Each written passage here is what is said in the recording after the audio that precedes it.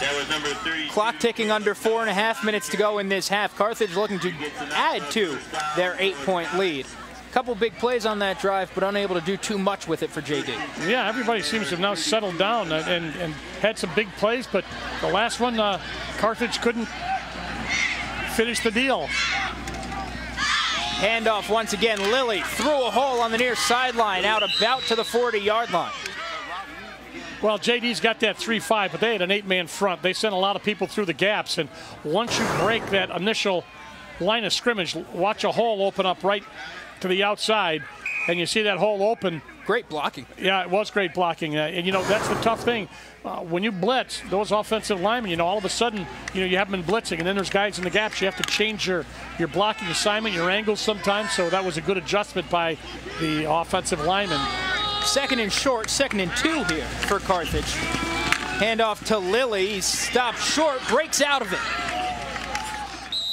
and pushes ahead for the first down. Lilly keeping those legs moving. Jake Wright on the tackle for JD. I'll tell you what, there's some hitting going on down there. This is a tough game. Watch this hit. He breaks one tackle. Just another high hit. Connor Kinahan getting the initial contact there. You know, go high. First guy tried to get him low, and the other guy tried to knock the ball out because you need the ball. First down and 10. And Carthage wants a timeout. Stop the clock here with about 3 minutes to go in the first half. One of the things that they want to do is make sure that they've got everything they want. Everybody's on the same page because there's 3:02 left, 3 minutes basically left. They would like to get another score before halftime, and they want to make sure it's a first down. We're starting to get some consistency. Let's make sure we can push this one in. Carthage on this drive started at their own 20. They've made it out to their own 44. Started the last drive inside the opposing 15. What's different this time around? Well, you know, sometimes it's funny, too. You know, in the passing game, the more room you have to throw the ball in the defensive backfield, when you get down there, that backfield shrinks, the area where you can get open for a pass because, you know, you've only got it like 25 yards. Here you've got the whole field to try to throw that long ball if you need to. The other thing is, that just happens sometimes. You just, you know, you're not able to convert all the time. Fresh off an upset win over Virginia Tech, the Syracuse Orange hits the road for a game at Boston College. Make sure to tune in on Saturday at 5 o'clock for Orange Overtime. Host Brendan McDaniels, former Syracuse and NFL offensive tackle Adam Terry will be here to break it all down for you. They'll have highlights and analysis, head coach Dino Baber's post-game press conference. That's all on Orange Overtime Saturday night. Tomorrow night at 5 here on your home for Syracuse University Athletics, Time Warner Cable Sports Channel. Jackson hits Logan Dunn, and he gets out of bounds. So that's one of the things you did during the timeout. If you catch that ball, make sure you get out of bounds. I mean, there's a lot of time, but let's not waste it. If we're going to throw the ball, get out of bounds. And he got enough for the first down. He did. So he went just as far as he needed to, got the ball, stepped out, stopped the clock. After that first drive, that long JD drive, you see the first downs now. Carthage taking the lead 7-5. So they've been able to piece it together offensively.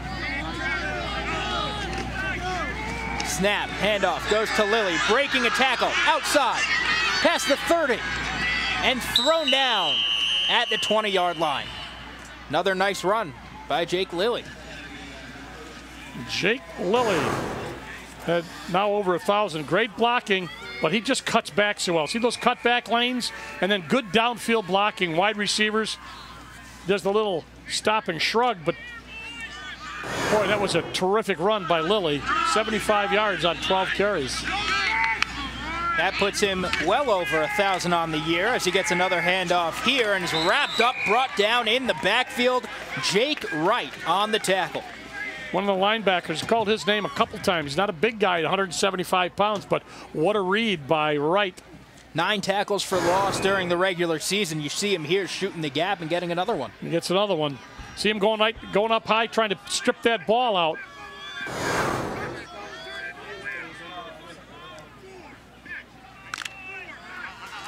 Clock ticking to about 2 minutes now left in the half. Second down and 15. Handoff goes up the middle, not much doing there.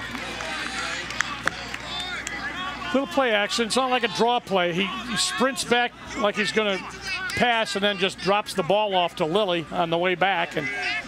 But they are going to have to throw the ball now. They've had success when they've had to throw so far. You saw earlier on the drive Logan Dunn with a 10-yard catch. Logan Dunn, the guy you're talking about, split up to the top of the screen there, number 3. All alone, far side.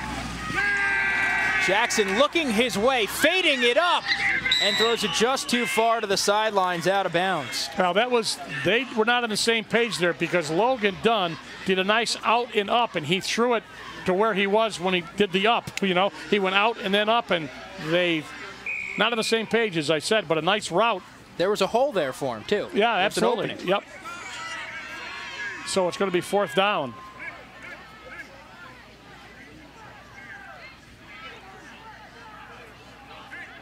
Big 4th down play, 1 minute, 15 seconds left. With Carthage up 8, they'd love to tack on another score before the break.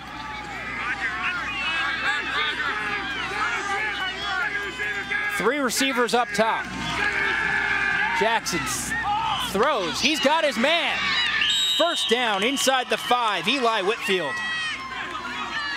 The scoop and score man makes a big catch for a 1st down. Nice throw. That was a nice throw. Gave him time. Look at the time he's got. He's got the vision right downfield, and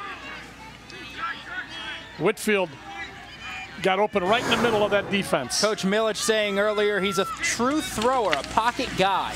As the handoff now to Lilly is stacked up. You could see that on display there from Jared Jackson. Okay, 2nd and goal. Time for the JD defense to come up with a big play here as they stop it with 43 seconds left. It says they have 2. I think this will be 1 left for Carthage after this one. Their 2nd timeout. Yep. We saw last time they were in this situation, they went to Caleb Knoll, and then on the quarterback draw. You think they go with that plan or stay with Lilly? You know, it's an interesting point. I don't know what they're going to do. They obviously are. The offense, they've only scored 1 touchdown. It was the defense that scored the other one. So both teams are pretty even in that department. But I think that they may throw the ball too, because they've had Logan Dunn has been open a couple times. They just haven't been able to connect with him. They got him once. To that point, actually, Coach Milich, when I spoke to him earlier, said the first time around, Danny Slade made some plays against JD, and he expected the coverage to be rolled over towards Slade. Right. So maybe you'll see that come to fruition for Carthage here. Good point. I mean, Slade had 32 receptions coming in, so definitely the leading receiver, but inside the 15-yard line. Carthage inside the Geico zone. Inside the 15 minutes could save you 15% on your car insurance as Jackson's pass gets knocked away. Big play. Visit geico.com or call 1-800-947-AUTO. That was a big play by, I think it was Capoletti, 24. Watch, the receiver's open. Watch Capoletti. There's the receiver, and you can see he was right where he needed to be, but Capoletti got his left arm up and batted that one back down. Nice play by Capoletti. Touchdown saving play. Yes, it was. 3rd down and goal now for Carthage.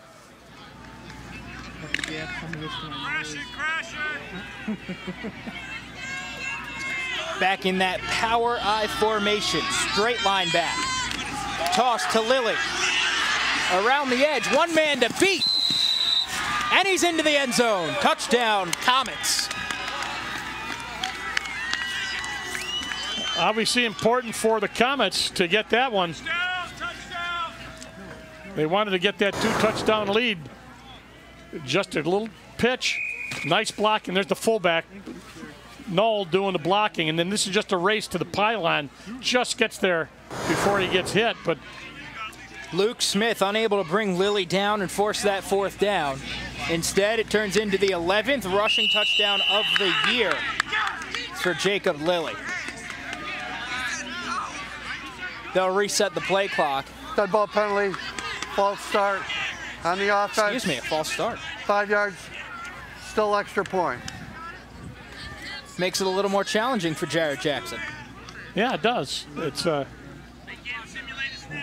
they said that they were complaining that somebody said go from JD like it was the signal, and somebody went offside.